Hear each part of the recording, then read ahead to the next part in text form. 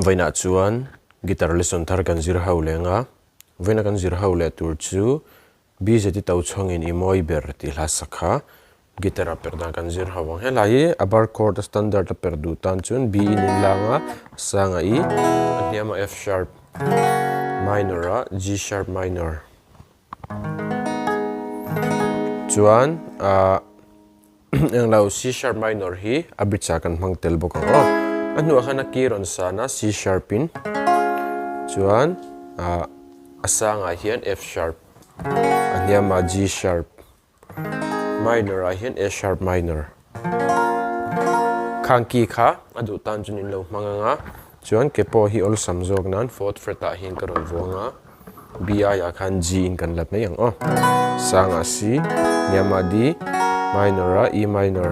chuan A minor hi kan hmang tel bok anga anuwa ki kha A in aron thlaka niama I asanga D minor a F sharp minor khangki kan hmang te kan strumang down down up up down up ti khan na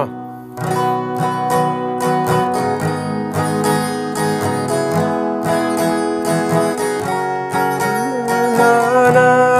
na na na na na na na na na na ti khan eta B po khan laila na na na na na na na na na ta khan aron thak ta chi amo na na na